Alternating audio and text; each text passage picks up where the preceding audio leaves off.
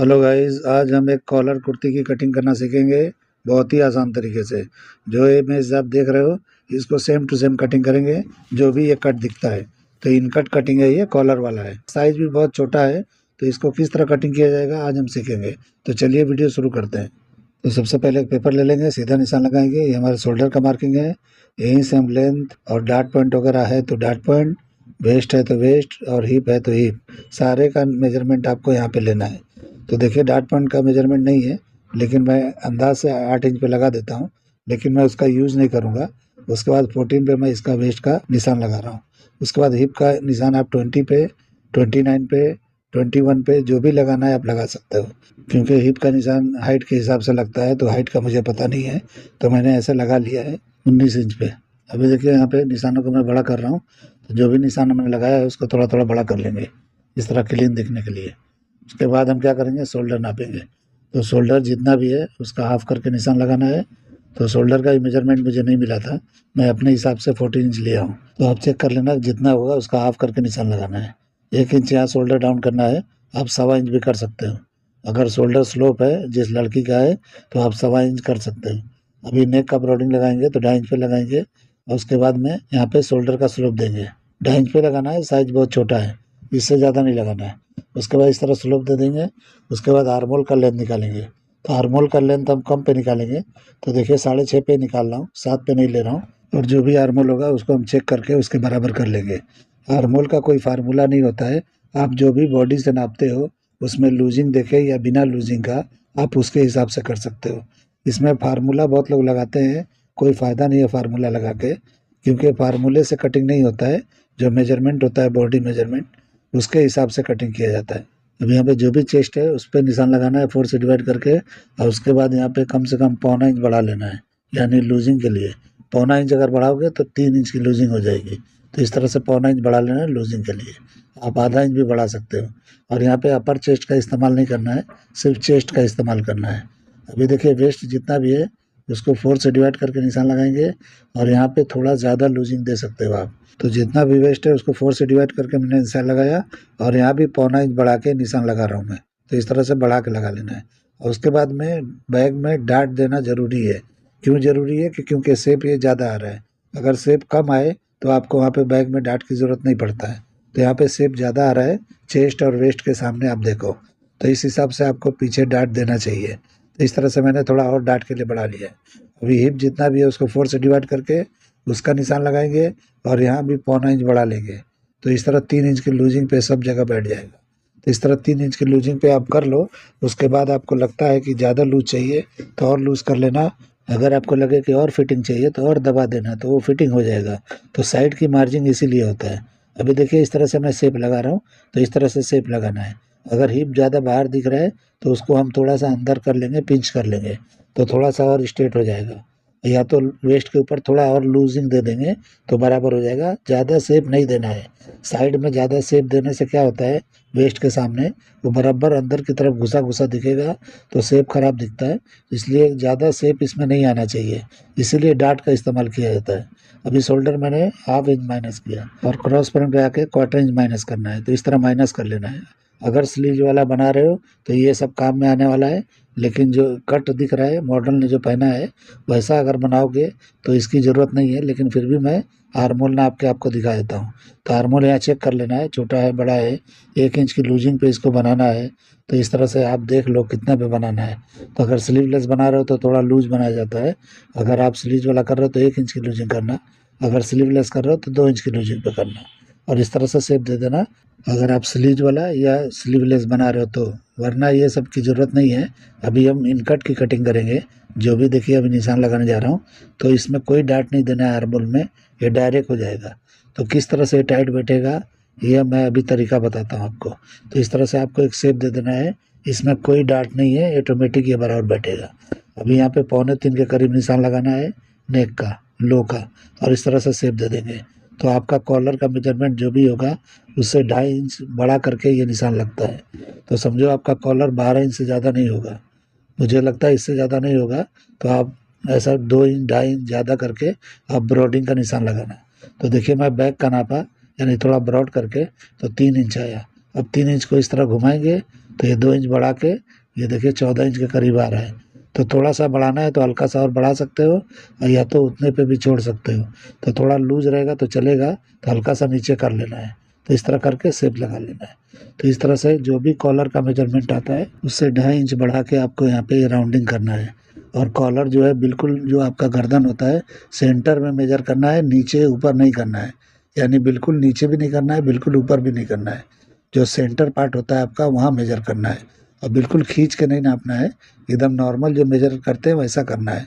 और उसके बाद वही आपका कॉलर का मेजरमेंट होगा। उसके बाद आपको 2.5 इंच बढ़ा के और इसकी राउंडिंग लेके बनाना है। जब हम कॉलर कटिंग करते हैं तो उसका नीचे का हिस्सा वही राउंडिंग कटता है जो हम गले में इसको काटेंगे। अभी देखिए मैंने यहाँ पे कटिंग कर लिया। अब यहाँ पे शेप ज़रा भी बाहर निकल रहा है के ऊपर, तो यहाँ पे आप थोड़ा सीधा कर लो, क्योंकि वहाँ बाहर नहीं दिखना चाहिए। अगर लूज होगा तो ख़राब दिखेगा। तो इस तरीके से आपको यहाँ पे बराबर कर लेना है। आपको अगर लगता है कि यहाँ टाइट होगा तो हिप के ऊपर थोड़ा सा ऊपर की तरफ स्लिट आप कर सकते हो, या तो वेस्ट के ऊपर आप थोड़ा लूजिंग दे सकते हो। यानी शेप नहीं बिगड़ना चाहिए, शेप पे अच्छी तरह ध्यान देना है। अब हम बैक की कटिंग करेंगे। तो देखिए फ्रंट इस तरह रखेंगे बराबर पे और निशान लगाएंगे। तो ये शोल्डर थोड़ा सा हल्का सा ब्रॉड करना है, जो मैंने नापा था अभी कॉलर के लिए। आधा इंच ब्रॉड करना है और आधा इंच हाइट उठाना है फ्रंट के हिसाब से बैक का। तो इस तरह से आपको निशान लगाना है। अगर आपने इस तरह नहीं किया और बराबर पे कटिंग किया तो आपका जो फ्रंट है बैक की तरफ जाएगा और शोल्डर खींचा खींचा सा लगेगा, और नेक जो है आपका सही से नहीं बैठेगा। कॉलर जो है, कॉलर हो या नेक हो, बराबर टाइट नहीं बैठेगा फ्रंट का। तो इसलिए आपको इस तरह बढ़ा लेना है। अब जो है आर्म होल का देखिए मैं किस तरह से आगे बढ़ा के निशान लगा रहा हूँ। तो इस तरह से आपको निशान लगाना है, यानी कि जो भी हमने शोल्डर का ब्रॉडिंग लिया है उसके हिसाब से। अब बाकी का शेप हम बराबर पे ही लगाएंगे। जो फ्रंट का है वही बैक का रहेगा, क्योंकि इसमें डार्ट नहीं है, इसलिए सेम टू सेम कॉपी करना है। इस तरह से बराबर पे ही लगाना है। अगर आपने उम्र बताया होता लड़की का तो मैं उस हिसाब से डार्ट पॉइंट का इस्तेमाल करता या नहीं करता, मैं बाद में समझ लेता।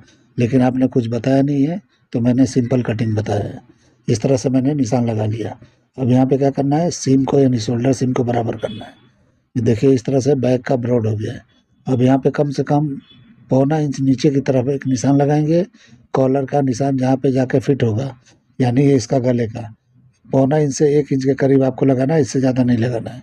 इस तरह से लगा के शेप दे देना है। इसी में बैक का कॉलर जाके बैठ जाएगा। तो इस तरह से फ्रंट ओपन नहीं होगा कॉलर में, बैक ओपनिंग के साथ बनाना है। और बैक में डाट आपको ज़रूर लगाना है ताकि शेप में कोई प्रॉब्लम ना हो, क्योंकि ज़्यादा शेप साइड में नहीं दिया जाता है। अगर किसी लेडी का या लड़की का आपका वेस्ट काफ़ी पतला है तो आपको यहाँ पे बैक में डाट देना चाहिए। फ्रंट में ज़्यादा यानी साइड में ज़्यादा शेप नहीं देना चाहिए। इस तरह से डाट का इस्तेमाल कर लेना चाहिए। तो देखिए यहाँ पे मैं लगा रहा हूँ तो 8.5 पे ही लगा रहा हूँ डाट का लेंथ। उसके बाद में यहाँ पे बहुत ज़्यादा डाट नहीं पकड़ना है, हिसाब से पकड़ना है 1 इंच के करीब। तो इस तरह से पकड़ लेंगे तो दोनों डाट में 2 इंच चला जाएगा। तो इस तरह से शेप हमारा साइड का जो है उतना ही दिखेगा, लेकिन बॉडी में शेप दिखाई देगा। तो बॉडी में शेप दिखना ज़रूरी है।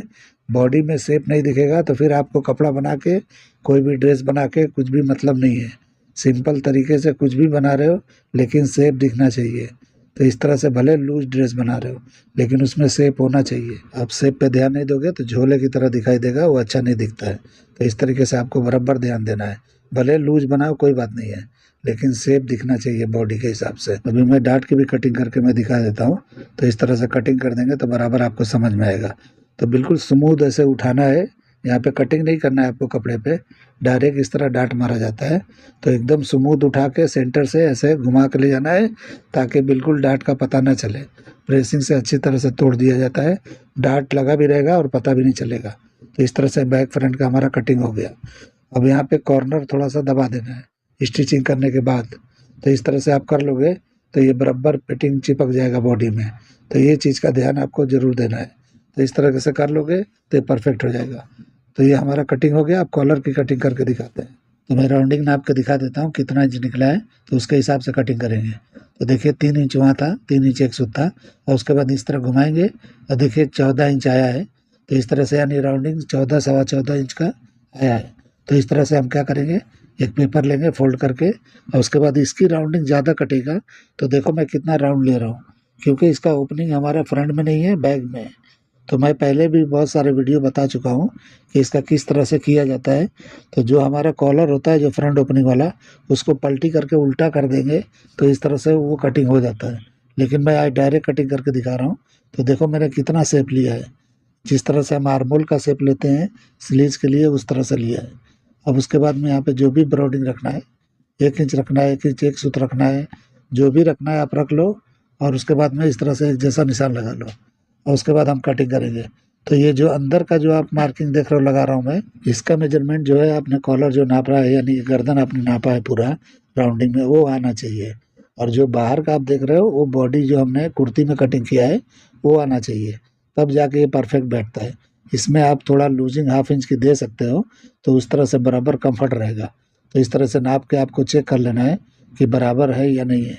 तो जो भी आपका जो भी राउंडिंग नेक है यहाँ पे नापा जाता है। तो इस तरह से दोनों मिला के ये बराबर हो गया। तो इस तरह से करके कटिंग करेंगे तो बराबर हो जाएगा। अभी हम इसकी कटिंग कर लेंगे। तो कटिंग मार्किंग पे ही करना है, यानी कहीं मैंने इसमें मार्जिन नहीं रखा है। और जब भी आप कपड़े पे जाओगे तो आपको मार्जिन छोड़ते हुए कटिंग करना है। ये मेरा फिक्स फरमा है तो इस तरह फिक्स बता रहा हूँ मैं। तो देखिए कॉलर की कटिंग हो गया। अब मैं यहाँ पे रख के दिखाता हूँ कि यहाँ पे फिट होगा। तो ये फ्रंट में ओपनिंग नहीं होगा, बैक में ओपनिंग होगा। तो बैक में आपको जिप भी लगाना है, ओपनिंग भी करना है। तो देखिए इस तरह से टर्न होगा तो बराबर बैठ जाएगा। तो इस तरह से मैं रख के दिखा रहा हूँ, इस तरह फिट होगा। तो आपको शोल्डर यहाँ छोटा सा मारना है और उसके बाद आर्मोल फिनिश करना है और उसके बाद कॉलर लगा लेना है। और पीछे एक जिप लगाना ज़रूरी है क्योंकि कॉलर का भी ओपनिंग बैग में है और बैग में जिप दोगे फिटिंग वाला बना रहे हो तो फिटिंग वाला बनाओ या ना बनाओ, जिप दे देना चाहिए ताकि पहनने में आसानी हो। तो इस तरह से आप कर लेना। तो इस तरह से अब मैं रख के दिखा दिया किस तरह का दिख रहा है। अभी बैग में निशान लगा के दिखाता हूँ कि जिप लगाना है कहाँ पे। तो जिप का लेंथ थोड़ा बड़ा होना चाहिए, वेस्ट के नीचे तक जाना चाहिए, तब अच्छी तरह से ये आराम से खुलेगा और आराम से पहन पाओगे। बिल्कुल छोटा जिप लगाओगे कोई फ़ायदा नहीं है लगा के। तो इस तरह सिर्फ नेक ही घुसेगा, बाकी हर जगह तकलीफ होगा। तो आपको जिप थोड़ा लंबा लगाना है तो अच्छी तरह से कंफर्ट फिटिंग आएगा और अच्छी तरह से आप पहन सकते हो। तो देखिए मैं निशान इसी में लगा रहा हूँ, लेकिन आपको मार्जिन छोड़ते हुए लगाना है क्योंकि इसमें से आपको नहीं दबाना है। मैं सिर्फ निशान लगा के दिखा रहा हूँ, लेकिन इसमें से आपको नहीं कटिंग करना है। आप कर दोगे तो ये टाइट हो जाएगा, यानी बैग टाइट हो जाएगा तो फिर प्रॉब्लम हो जाएगा। तो इस तरीके से आपको कर लेना है। अभी देखिए यहाँ भी रख के मैं दिखाता हूँ किस तरह का दिख रहा है। तो यहाँ बैग में इस तरह से फिटिंग हो जाएगा कॉलर, तो ये कॉलर वाला दिखेगा। अभी मैं ये फर्मा रख के दिखाता हूँ किस तरह का दिखता है। तो आप लोग को ये मेरा कटिंग करने का तरीका, ये आइडिया पसंद आया है तो मेरे चैनल को लाइक करो, सब्सक्राइब करो और दोस्तों में शेयर ज़रूर करो। तो देखिए मैंने ये दोनों कटिंग कर लिया है, फ्रंट और बैक दोनों।